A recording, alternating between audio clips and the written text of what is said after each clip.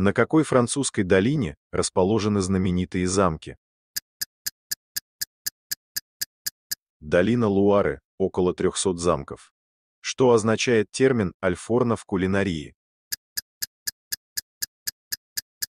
Приготовленное в печи или в духовке. Какой витамин защищает клетки от свободных радикалов?